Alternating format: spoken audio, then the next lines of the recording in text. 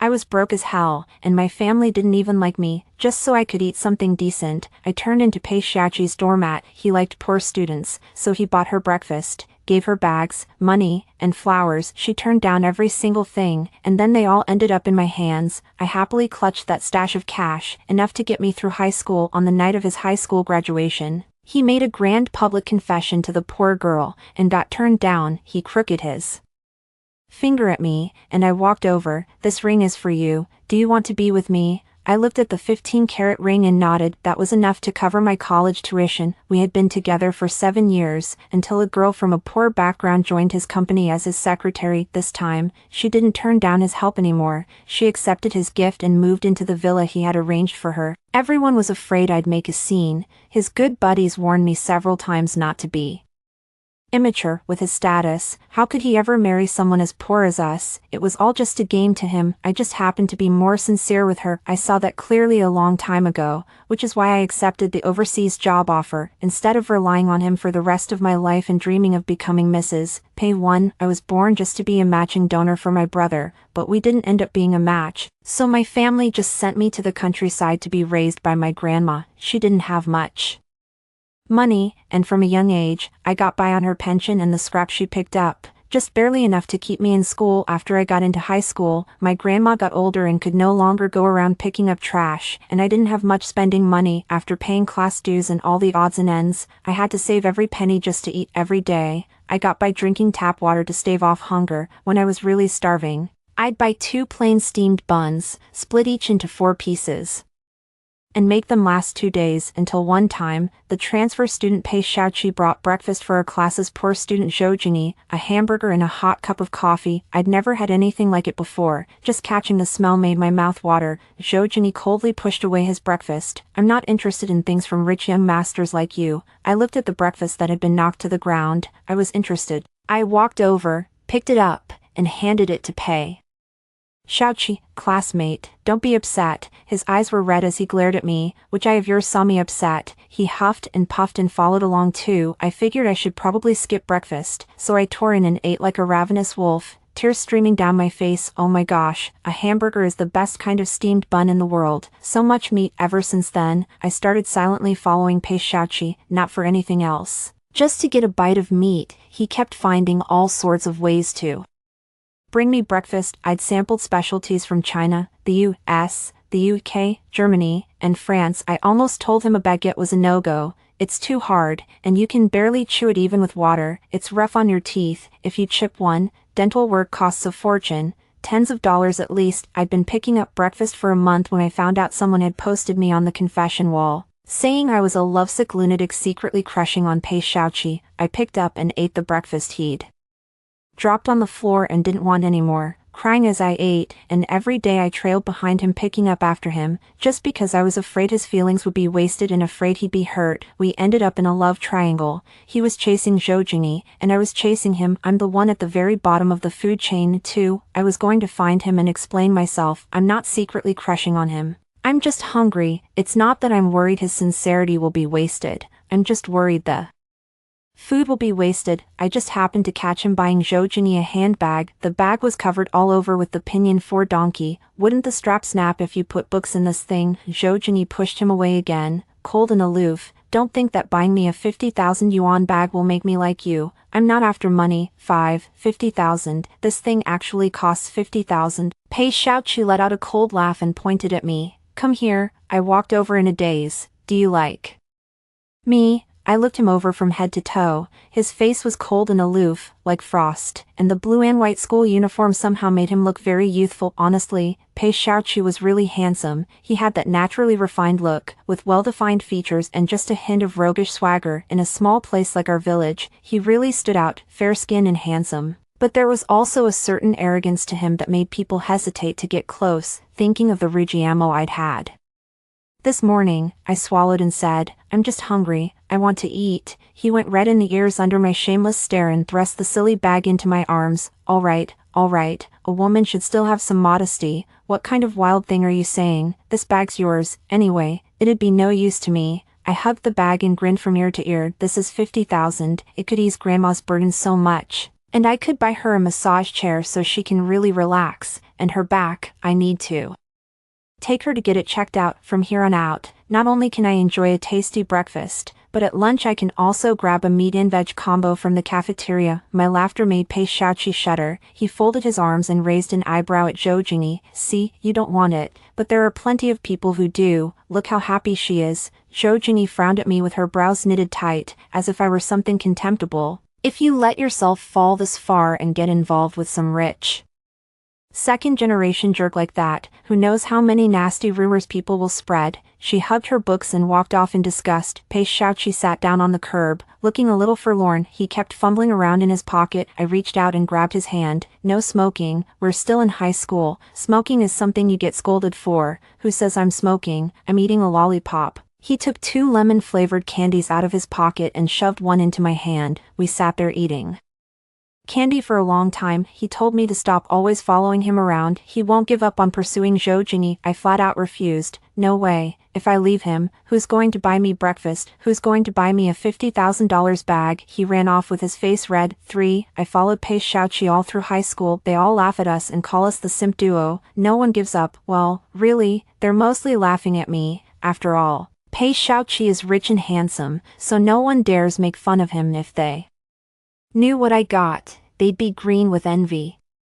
Pei Shaoqi gave Zhou Jingyi quite a few nice gifts, a Cartier necklace worth 30,000, a scepter rose flown in by air. I picked it up and resold it for a 20,000 profit. Besides that, I'd also gotten pretty familiar with Pei Shaoqi. Since Zhou Jingyi didn't like spoiled rich kids, he decided to hit the books and turn over a new leaf. He asked me to tutor him for 1,000 yuan an hour. If his grades went up by 1 rank, he'd get 1,000 yuan as a reward. During tutoring, he brought up again how his parents never paid attention to him and only gave him money. He deliberately got into trouble to get his parents' attention. Only when the school called in his parents could he actually see them. I went with some people to a motorcycle race, and almost crashed to my death on the mountain road. His parents were so angry they sent him out to the countryside to toughen him up and made him live in a dump like this. I stared at the 200 square meter detached villa in front of me.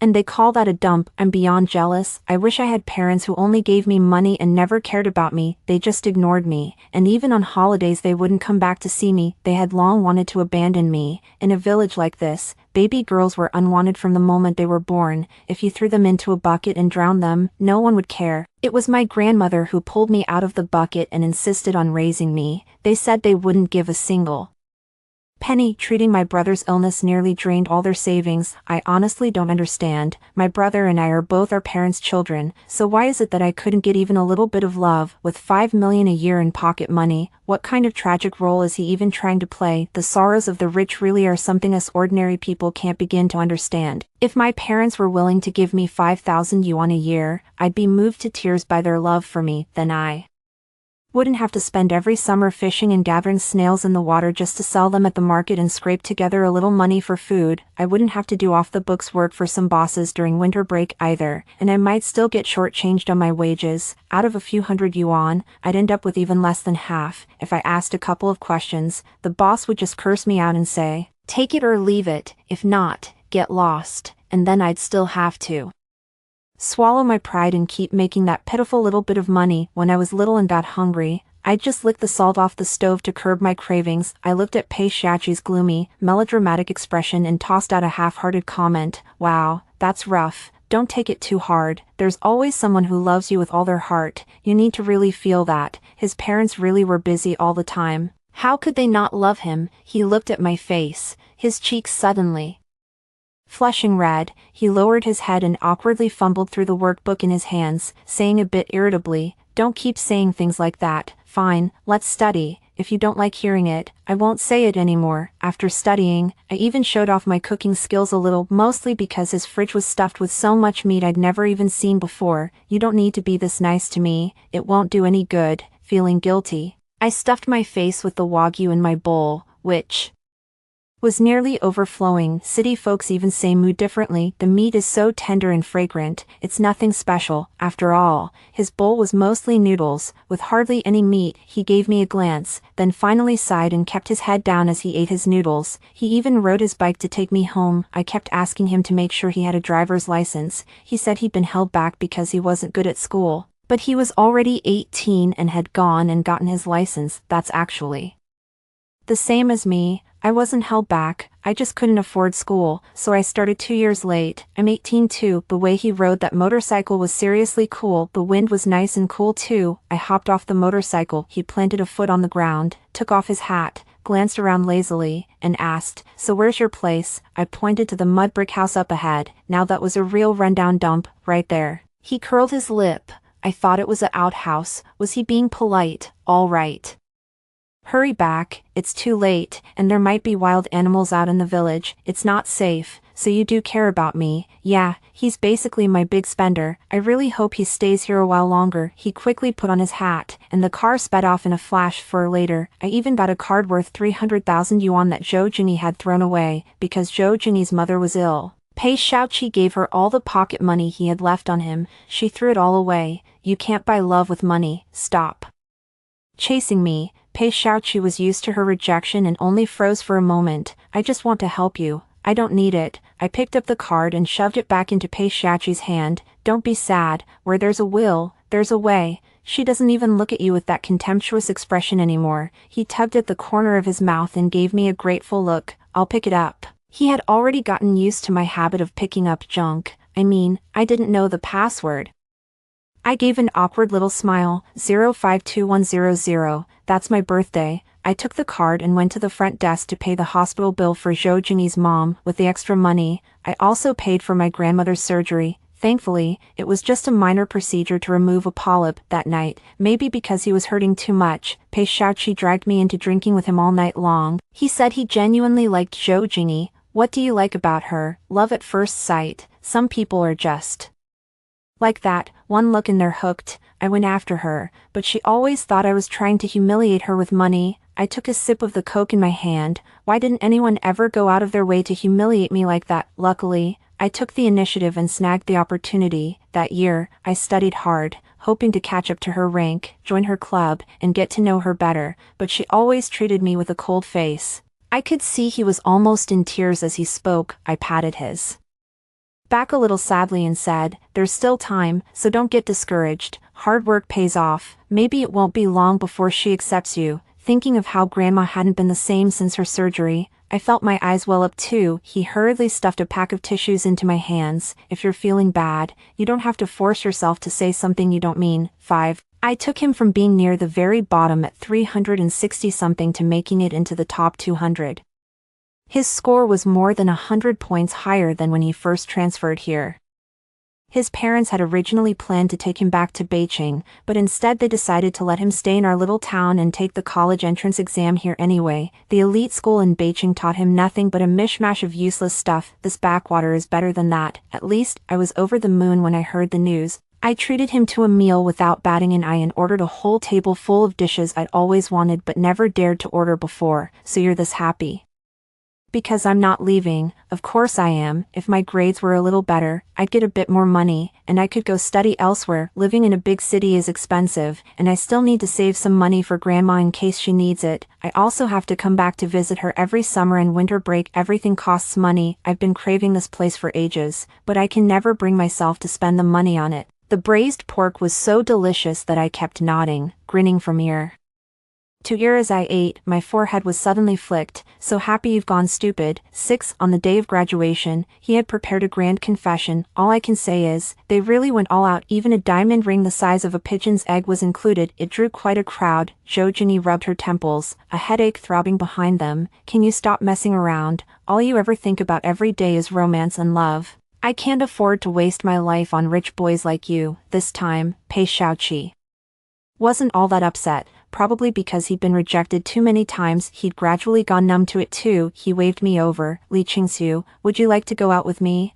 I caught the faint trace of sadness deep in his eyes, along with the curious stares of the people around us, and this diamond the size of a pigeon's egg had to be worth a fortune. I nodded furiously. "Absolutely yes, yes." The moment the ring was slipped onto my hand, it got stuck at the second knuckle because the band was too small. Zhou Jingyi's expression froze for a moment too, then she finally gave a contemptuous smile. "You two brainless idiots are perfect for each other." I think she was wrong. I got into the University of Hong Kong, thanks to 3 years of hard work and dedication. Pei Shaoqi also got into HKU. This is what you call being brainless. We're basically the definition of inspirational. 7. And just like that, We ended up together. I thought we were just putting on an act. Once graduation was over, we'd go back to being something that could barely count as friends. He actually went and became my boyfriend that summer. I didn't go back to Beijing at all. I stayed home helping grandma with the farm work and taking care of the chickens. My grandmother just had surgery, so she needs plenty of rest. What would a city-bred young man know about doing these things? He made quite a fool of himself. She fell into the field while planting vegetables and ended up covered in mud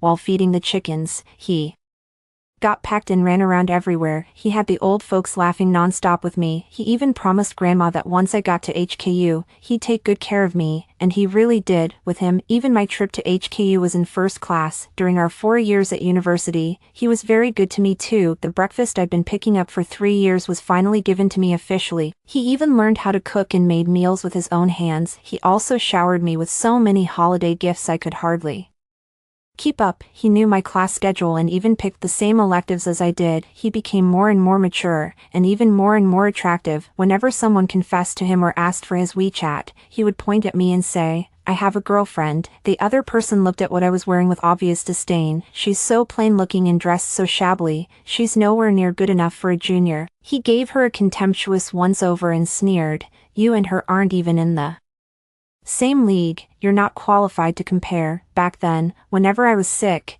he was always by my side taking care of me. One time I came down with a high fever, got in 4 drip, and then went back to my rented room to rest. He expertly cooked me rice porridge and blanched greens, then fed me my medicine, occasionally touching my forehead to see whether my fever had gone down. It was the first time, besides my grandmother, that anyone had cared for me so attentively. After my fever broke, I looked at him, exhausted and asleep, slumped beside the bed, and asked if he wanted to get on the bed and sleep more comfortably. Before climbing up, he looked at me intently and said seriously, "I'm a man, and you trust me that much?" I gave him a once-over from head to toe. After college, he kept working out and playing ball. He built 8-pack abs, grown a bit taller too, and was now 6'2". His face only looked sharper and more striking, with an increasingly superior air. Appetite and desire are just human nature. Honestly, I kind of wanted to try it too. We're not boyfriend and girlfriend, so even if something did happen, that'd be normal. After he got into bed, I'd slept for so long that I ended up not feeling sleepy at all. I propped myself up on one hand and looked at him, unable to resist reaching out to trace his face. I felt something pressing against my thigh.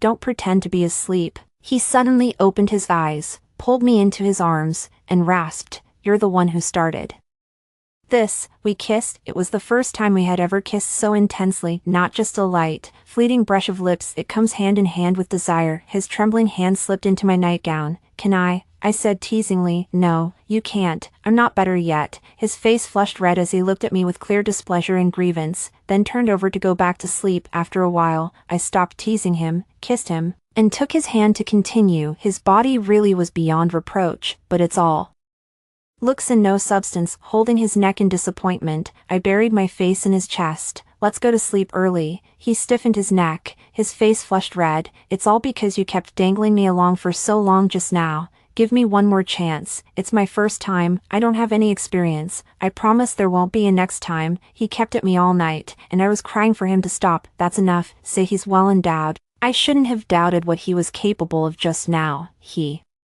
still refused to stop. "I let you down, so I've got to make it up to you, baby." In the end, it was only when I said I was still sick and my body really couldn't take it anymore that he finally let me off. After that, Pei Shaoqi seemed to have found a new source of pleasure. He just had to make me move in with him, but I kept insisting on staying in my shabby little rented place, so he kept coming over to squeeze into my tiny dump with me, and he got more and more of a handful. For 4 years, we stayed together without a hitch.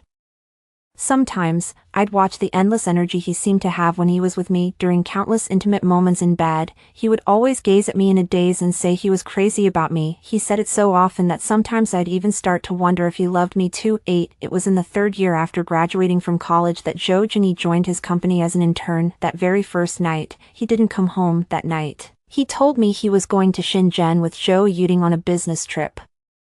to look at a project, and that he'd be back in 3 days. He said he had something very important to tell me, but his good friend Jo Yuting sent me a photo and asked me, "This girl is really close with Brother Pei. She's the company's newly hired intern secretary." Brother Pei even took her out to socialize and shielded her from drinking, and he even got into a fight with one of the partners and ended up in the police station. He was worried you'd be upset, so he wouldn't let me tell you. He only said he was going on a business trip out of town with me. I thought something was off, so I figured I should tell you privately. I stared at Zhou Jingyi's familiar face. Memories of the past came flooding back, so the one he never forgot was back. I was just a backup back then, so of course I can't compare. I was really surprised when Zhou Yuting sent me that message. Over the years, I could tell he didn't like me. From the very beginning, he called me a gold digger trying to climb the social ladder by leeching off Pei Shaoqi. After Pei Shaoqi beat him up once, he threatened that if they kept treating me with such obvious hostility, then there'd be no point in the two of them being brothers anymore. It was only then that his attitude toward me softened a little, and he reluctantly started calling me sister-in-law. Once,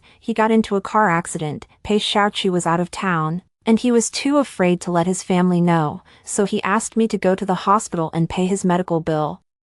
Since he was with Pei Shaoqi, I looked after him for a few days. After that, there were no more conflicts, and he became much more respectful toward me as well. I didn't rush to reply to him. Instead, he replied to my business partner first. He said he was interested in opening a branch in Country M and wanted to transfer me there as the person in charge. He could also give me another 5% in shares. After all, I've been with the company since the beginning. Back when I was still in school, I founded this game company with others. I already hold 25% of the shares. If I get another 5%, I'll become the company's second largest shareholder. Sure, I made up my mind long ago. Zhou Yuting's message only made me feel even more justified in replying. So he didn't love me after all. He just loved my body. In circles like theirs, being involved with a woman like me, someone with no family name, no backing, it was only a temporary arrangement. It reminded me of junior year, when his mother came to visit him. He introduced us then, too. After Mrs. Pei sent him away, she spoke to me alone for a few minutes. There was no scene of her acting superior or handing me a check and telling me to leave her son. She simply looked me over calmly before saying, "Relax, I won't stand in the way of your relationship. After all, Xiao got into HKU thanks to you. It's just that you come from completely different worlds, so it may not last. I'd advise you to make the most of him and the resources he can give you. After all, people have to think about the road ahead." At that moment, I actually felt a bit of sympathy for Mrs. Pei. I've always done it this way. I was able to set up the studio because I used Pei Shaoqi's name to secure our first round of funding in the industry. I said the heir to the Pei family was my boyfriend, and with him backing our studio, future investments would be no problem. With those major investments, I received the free shares the studio gave me. I've said too much. You're a smart person, otherwise, you wouldn't have been using Shaoqi's name to pull in investors. I only have one request. If, one day, he wants to end things, don't cling to him, and don't get clever and try to threaten him with leverage. I nodded. Of course, I may have ambition, but I won't disgust people with it. Pei's mother smiled in satisfaction and left Gangqing long ago. I already knew that Pei Shaoqi and I were from different worlds. He was the young master who lacked for nothing. I was just playing dumb so I could stay by his side and use a bit of his resources to climb my way up. Now, it's time to make good on that promise. Of course, it's time for me to step aside. 6 years on, that tiny studio with just a handful of people has grown into a company with over 1,000 employees. Over the years, I've come out ahead. My partner quickly messaged me to say I should leave in 5 days, and even booked my flight for me. Only then did I reply to Zhou Yuting with, "I know him.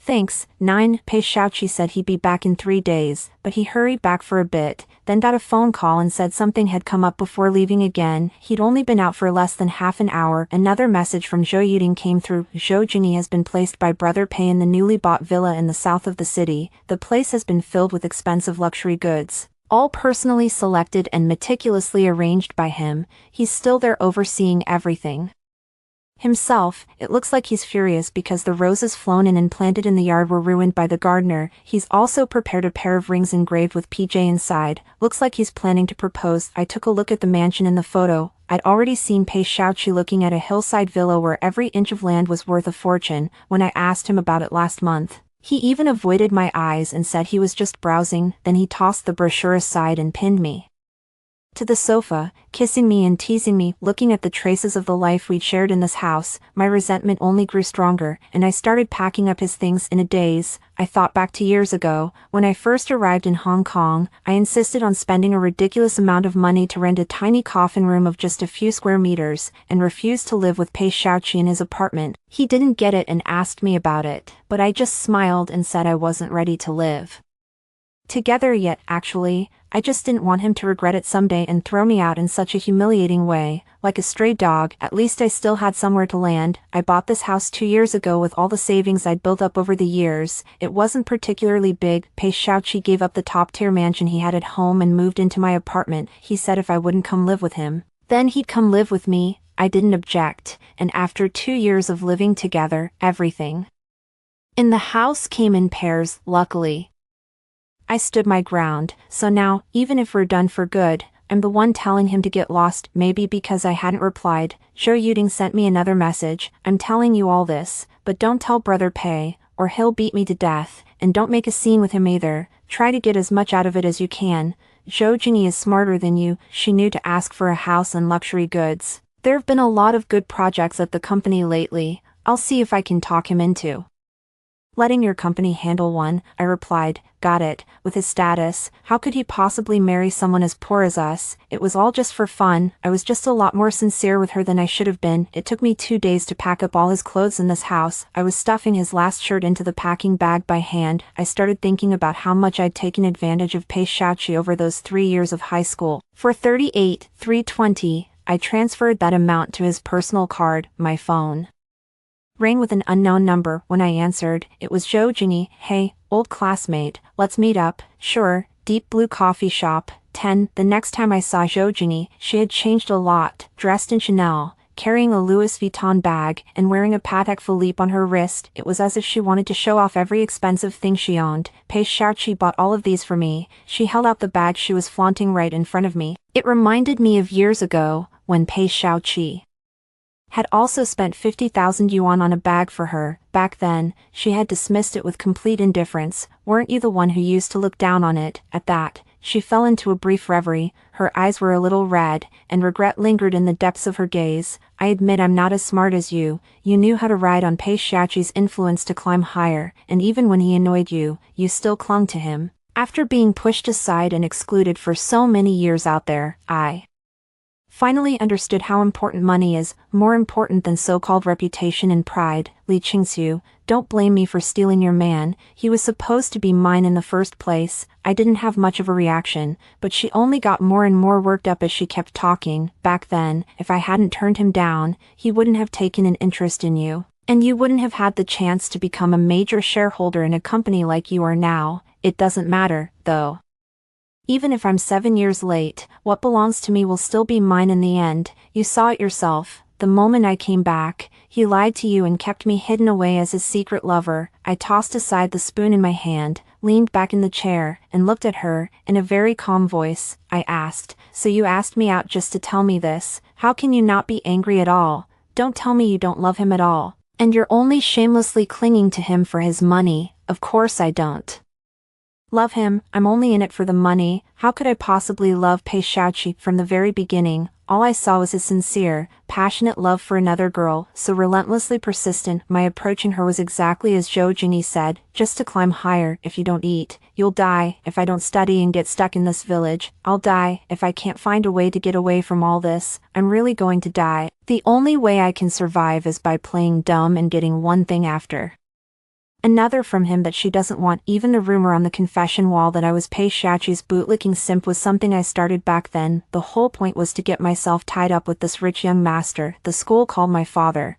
who was far away in another city, and said they wanted to stop me from having an early romance. After my father found out I was clinging to the rich young master, I sent him the first payment of 10,000 yuan. Only then did he decide not to withdraw me from school. He had originally planned to come back and take me out of the village, then send me to the city to marry a co-worker who was still single at 42, all just to get the co-worker's 128,000 yuan in savings he'd scraped together over the years so my brother with leukemia could keep getting treatment in the hospital. My brother, the one I had never once seen from the day I was born until I turned 18. Since there's a rich guy who can give you money now, you have to do Everything you can to make Pei Xiaoqi like me and spend money on me. Only then will he keep having the money to treat your brother. Most of that money went to my father's bottomless pit, a beast that devours everything. When I was still powerless, the whole point was to slow down the rate at which he was swallowing me whole. I only kept a small portion of the money for living expenses, food, and planning my future life. Not until I received my admission letter from the University of Hong Kong, I took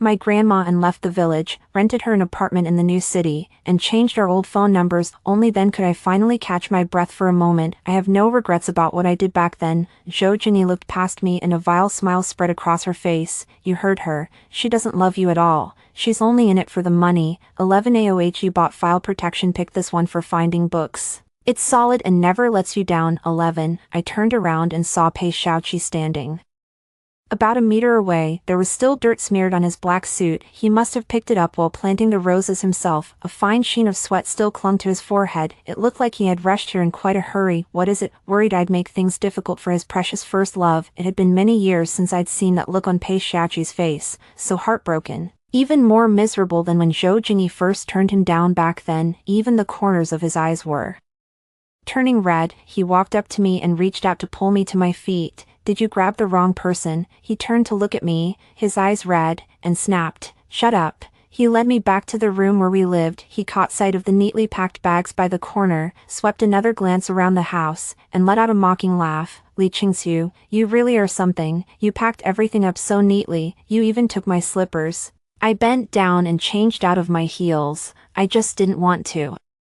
Hold up your reunion with your true love. He scooped me up at once and set me on the cabinet by the entryway, his long fingers pinching my chin as he forced me to look at him. Aren't you not even a little angry about those messages about Zhou Yuding? All these years, you never loved me even a little, did you? I don't really get why he's so hung up on all this anyway. Hadn't he already decided to give me up? He's already set up a big fancy house for his true love. Why would he still care? Whether I love him or not, seeing him like that, I could tell he was being unusually serious.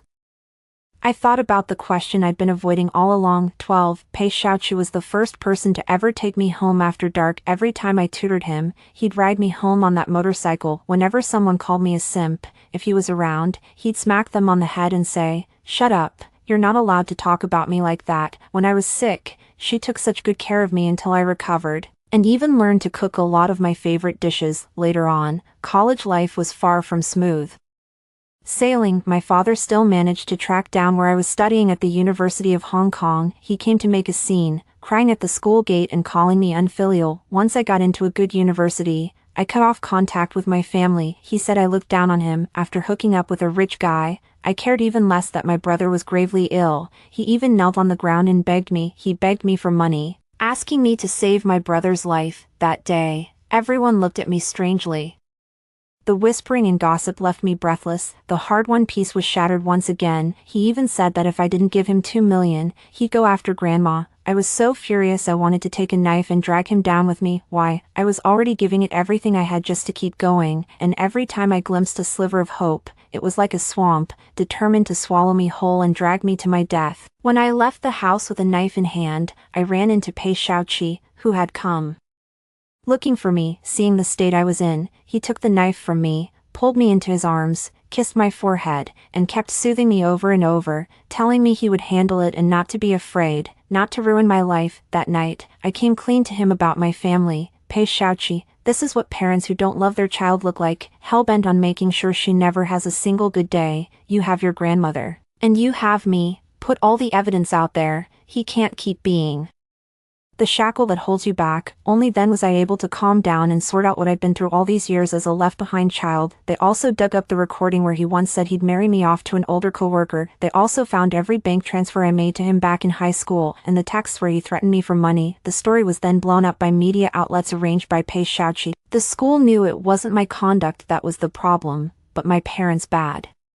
behavior, so they didn't pursue the matter. A lot of my classmates came to comfort me and said that if they ever saw my dad again, they'd stand up for me and insult him back. My father was arrested by the police on extortion charges. When I heard the news, I was even in the mood to joke with him. So then I can't take the civil service exam after all. He looked at me and smiled too. Yeah, my son can't get in either. Good thing my family has money. In that moment, did he want to marry me and have children with me. For those few years after my father was sent away, I was left in peace. A year ago, he was released from prison and learned that my brother had already passed away. He passed away before a suitable bone marrow transplant could be found. My mother ran off too. I'm still the one he hates. He found me while I was back in my hometown taking care of my grandmother and set fire to kill me. My grandmother dragged my father with her and burned to death in that accident. It was Pei Xiao Chi who pulled me out of the flames, only to have his shoulder blade injured by a falling light fixture. Pei Xiao Chi, despite being ill, stayed by my side and helped me get through the funeral. He walked with me through those painful nights. Through all these years, he's been the one who stayed by my side through everything. How could I not love him? From the very beginning, this relationship was something I schemed for. He was someone I picked up.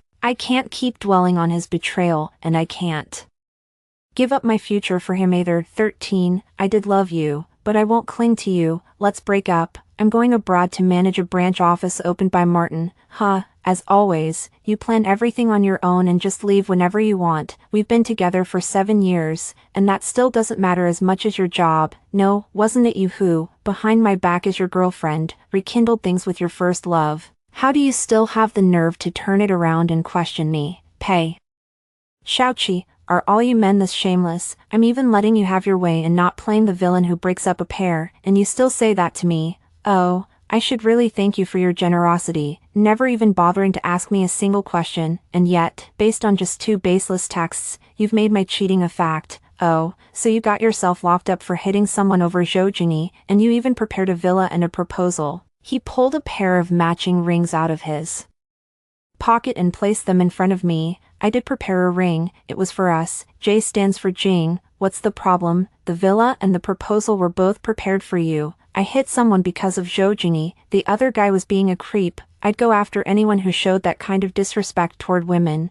but I didn't lose my head. I handled everything strictly within the law. I just went to the police station to give a statement and then left. I really was on a 3-day business trip with Zhou Yuding. I frowned, not really following. Then why did he send me those 2 texts? His expression darkened as he pulled out his phone. He has ulterior motives. Block him, and don't contact him again. If he hadn't asked Zhou Yuding to come to the villa to discuss work, Zhou Yuding wouldn't have accidentally cast the contents of his phone onto the screen. He asked what was going on with Zhou Yuding. Zhou Yuding admitted he liked me. The 2 of them even got into a fight, and then he asked where Zhou Jingyi had arranged to meet me before rushing over. Then he heard me say, I don't love him, I just like his money. I've been so good to you all these years, and when I heard you didn't love me, I was so mad I nearly blacked out on the spot. Don't ever say something like that again. As he spoke, he slipped the ring onto my finger. Pei Xiao Chi, there's something else I need to tell you. He paused for a moment, then finished slipping it on.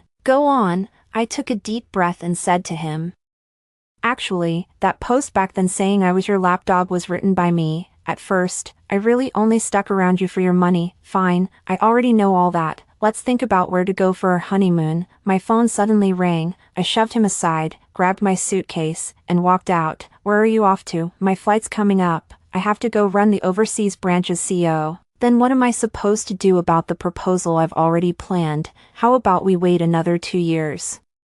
Once the company's more stable, we can talk about this then. I got into the Lexus and said, goodbye, husband. 14. Before boarding, I received a text from Zhou Jingyi. She openly admitted that Zhou Yuding had paid her to help him put on an act. What she said was only half true. After years of navigating the real world, she really did feel she had been way too pretentious back then. She finally had a handsome, rich young master who liked her, and she still turned him down. When they first ran into each other again, she really did think about rekindling things, but Pei Xiao Chi turned her down very decisively, saying that while he had liked her back then, once he decided to give her up, he really let go, and when he started with me, he was serious from the very beginning. He had already even thought of names for our future child, but Zhou Yuding was paying too much, so she could only play the part of a bad woman. At the end of the message, she said, don't think I've suddenly developed a conscience, it's just that Pei Xiao Chi came to me, and he was offering more, so I'll explain it to you. After boarding, Pei Xiao Chi was seated next to me.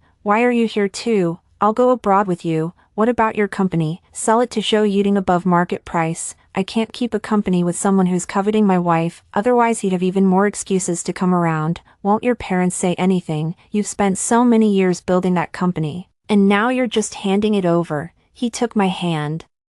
Grinning slyly, my mom has been saying for ages that I can just live off you, that I'm a hopeless romantic like my dad, that you're more ambitious than I am, and that our family doesn't need a marriage alliance anyway. Marrying you would be great too, it'd only help the family business grow bigger. As for my dad, he listens to my mom. Finally feeling at ease, I squeezed his hand back. Then let's take you along, you little dead weight. 15. Pei Xiaoqi once had a crush on Zhou Jingyi. Maybe she just fit his mother's idea of a good student too well. She dressed neatly, with a hint of stubbornness, and her grades were excellent too, so he ended up wanting to pursue her. But then a girl named Li Qingxiu showed up beside him. She was strange, always picking up the things he'd given others that they didn't want, even a lousy breakfast, and she kept looking at him with bright, sparkling eyes. It made him feel oddly uneasy, as if tiny bugs were crawling around in his chest. On the confession wall, people said she liked him and only ate those breakfasts to spare his pride. At first, he didn't take it seriously. Zhou Jingyi kept turning him down, and with youthful pride, he simply got more stubborn. He thought, I don't believe I can't win her over. He arranged all kinds of luxury gifts, but Zhou Jingyi couldn't have cared less. He felt a little hurt, seeing Li Qingxiu sitting beside him and keeping him company while they ate lollipops. The slight ache in his heart slowly faded. He would occasionally glance at Li Qingxiu and noticed that she seemed to really enjoy eating his breakfast. Other than that, she was always chewing on plain steamed buns with no taste at all and constantly drinking cold water. Didn't she pick up a lot of luxury goods? Why was she still eating so poorly? It was only after asking around that he learned she had an older brother with leukemia, and the cost of his treatment was a bottomless pit. After Zhou Jingyi looked down on his grades, he went to Li Qingxiu for tutoring. He could pay her, and even let her eat something better. At 18, she still had hardly any flesh on her face. Faced with her refusal, his sadness gradually faded. The graduation ceremony was the last chance he gave himself. After being turned down, he handed the ring to Li Qingxiu. In fact, by then he already knew she needed money. Back then, he thought she needed the money to pay for her brother's leukemia treatment. He gave it to her as a sort of graduation gift. Over these 3 years, she had been by his side through many moments, but when she accepted his ring with a goofy grin, the thought flashed through his mind, maybe it wouldn't hurt to give it a try with her. As he kept trying, he realized he was falling more and more in love with Li Qingxiu. After learning everything about her family, his heartache for her only deepened. She had been brought into the world with such expectations placed on her, only to serve as a medicinal catalyst, and then, she was abandoned like that all over again. Her father was a real piece of work. While looking into all this, we also uncovered some of her little schemes. Back then, the post about the simp on the confession wall was made by her herself. He didn't call her out on it, he just wanted her to be able to live a little more easily. After her father was sent to prison, she really changed. She became a lot brighter and more cheerful out of kindness. She still paid the medical bills for her brother she had never even met until the other party died because no matching bone marrow donor could be found. Her animal of a father came looking for her as soon as he got out of prison. He wanted to kill her. He knocked her out with a stick. If her grandmother hadn't held onto her father with all her strength, the two of them would have been swallowed up by the sea of flames. He happened to be in the countryside visiting his grandmother, and he saved her when he found her unconscious in the living room. Otherwise, she would have been dead too. From that point on, Li Qingxiu handled the funeral arrangements with calm composure. She didn't even cry, but one night, a month later, she broke down in tears, saying she had caused her grandmother's death. She kept waking up in a panic from her dreams. In her dreams, she would call out his name. Whenever he asked her what she dreamed about, she would always fall silent and then say it was nothing. He felt something was off about her. They saw a psychologist, who said she was showing signs of depression. The support she had been holding onto inside was gone. Let him spend more time with her, or a change of scenery might help heal the wound in his heart faster. He was terrified and kept making excuses to work from home. He found her boss and discussed having her take a leadership role at the overseas branch so she could get a change of scenery. He bought a new house, decorated it himself, and planned to propose to her. After they got married, he went abroad with her. As for the company back home, he handled things through video meetings whenever possible, and if that still wasn't enough, he would just fly back and forth more often. Who would have thought his longtime brother would pull something like this on him? Furious, he beat the man up and forced him to buy out the company shares at a steep price. It was the perfect chance to go abroad and keep a close eye on his wife. Li Qingxiu finally revealed the secret she had kept buried in her heart for many years. It turned out to be such a trivial matter. He had known it all along. He didn't mind it at all, he only wanted Li Qingxiu to spend the rest of his life with him in happiness and peace.